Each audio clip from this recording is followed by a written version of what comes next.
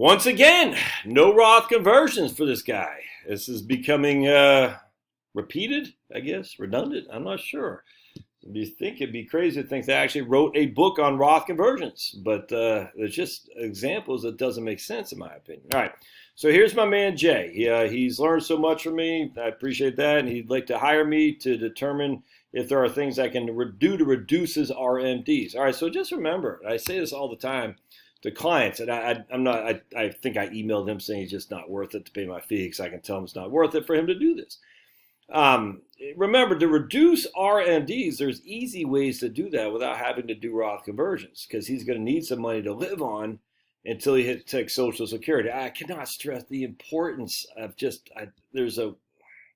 me show you what I'm talking about. All right, so in this case, he says he'll have about $300,000 when he retires in 2026. All right, so he'll have $300,000, of which $100,000 is a Roth.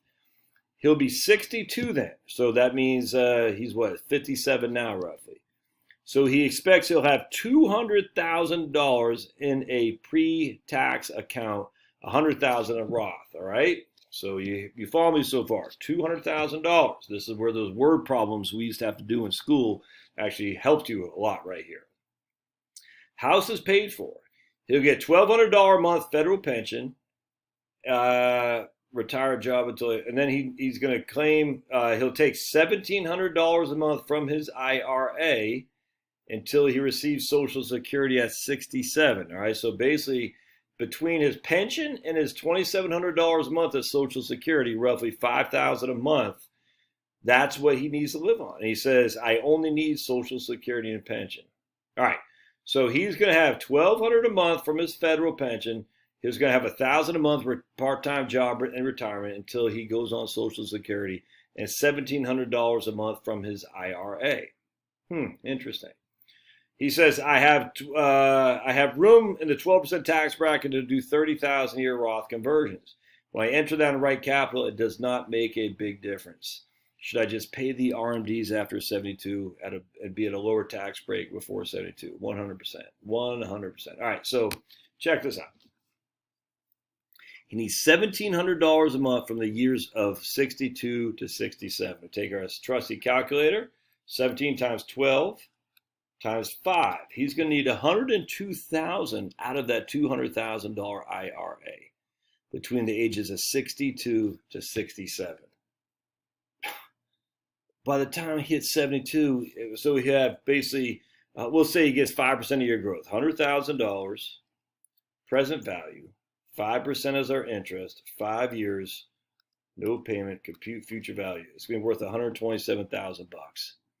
So by the time he's 72 with RMDs, he's only got $127,000 bucks.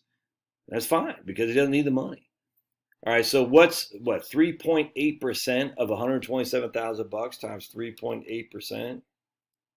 He's only going to have to take $4,800 bucks out the first year.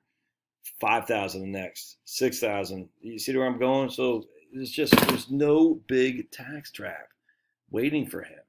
Just none. Is there maybe some little bit of a tax torpedo? Not really, because he's not taking that much out anyway. He's kind of already got it with a pension anyhow, so it's just not that big of a deal.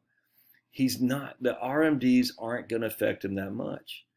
Now, he's going to need $1,700 bucks a month until he hits 67, where he takes his full retirement age Social Security.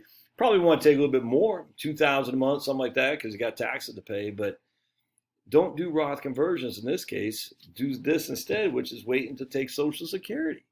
That's the best way to do it. Just wait to take Social Security at 67, live off your IRAs in the interim, and then just let it go. And then when he hits 72, you got RMDs. Yeah, you got a little bit to take out. It's just not that big of a deal. It's just not. Hope this helps. Good question.